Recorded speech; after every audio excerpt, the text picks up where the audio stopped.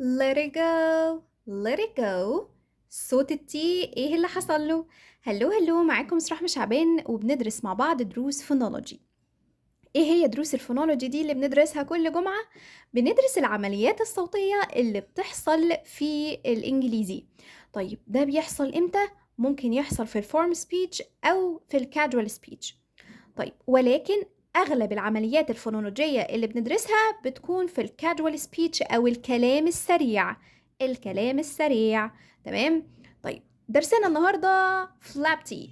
فلابتي ايه هو؟ بيحصل في الامريكان اكسنت مش في البريتش اكسنت. طب ليه بنعرفه اصلا طالما هو بيحصل للامريكان اكسنت بس؟ علشان اتفقنا ان اهمية دروس الفونولوجي ان انا افهم النيتيف سبيكرز، سواء اخبار، افلام، مسلسلات، اغاني، ايا كان لازم ان انا افهم الكلام.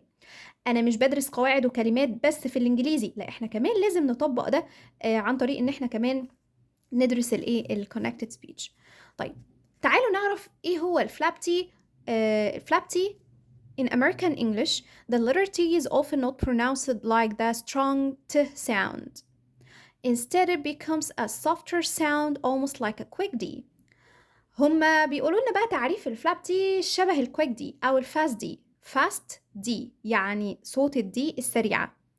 ولكن خلوني اقول لكم بقى معلومة صغيرة قد كده، وإن هو عندنا الصوت في العربي مقارب جدا جدا جدا للفلابتي، وهو صوت حرف الراء. هتقولي طب ليه ما قالوش عليه إن هو R؟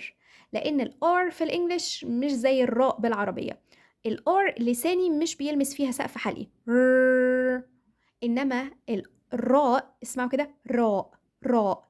ده اللي بيحصل، أنا عايزة بقى لساني ده لما بيلمس سقف حلقي، هي دي بقى الفلابتي. طيب تعالوا نشوف امتى بيحصل الفلابتي دي لما بتكون التي ما بين two vowels، قبلها vowel وبعدها vowel. تعالوا نشوف examples. water هتبقى water في الامريكان accent. water water. التي اتحولت فلابتي بسرعة، الرمز بتاعها عامل زي كيرف كده او منحنى، مش شبه الار قوي، منحنى كده. water better better. city city city. city city. pretty pretty pretty. got it. هتقولي طب ما دي كلمتين، ما هو نفس الفكرة، قبلها فاول وبعدها فاول، زي دول كده كلمة واحدة.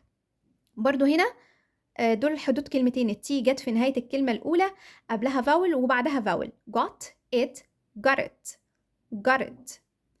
wait a minute wait a minute wait a minute. what is it what is it what is it. let it go let it go let it go. ده كده درس فلابتي النهاردة من أسهل ما يكون. T between two vowels flapty، أو نسميها fast D أو soft D، أو عاملة زي الراء بالعربي، ولكن نخلي بالنا إن هي مش بتحصل في البريتش إنجلش. تمام؟ هي بتحصل بس في الإيه، في الأمريكان أكسنت، وكمان هما مش بيدرسوها، هي بتحصل بشكل طبيعي. يعني معظم العمليات الفونولوجية دي اللي احنا بندرسها الأجانب نفسهم مش بيدرسوها نقطة نقطة كده في المدارس. ليه؟ لأن هي بتحصل، اتفقنا إن هي بشكل طبيعي، ده الكلام السريع بتاعهم أصلا، ولكن احنا بندرسها علشان نفهمهم. تمام كده، ده كان درسنا النهاردة. هنزل لكم في كومنت تحت الفيديو ده كل الدروس اللي فاتت، تقدروا ان انتوا تتابعوها بالترتيب. لو عجبكم الدرس ما تنسوش بقى ان كل جمعة ان شاء الله معانا درس جديد من دروس الفونولوجي، وما تنسوش لايك وشير وفولو لبيج ايزي انجليزي على كل المنصات. باي باي.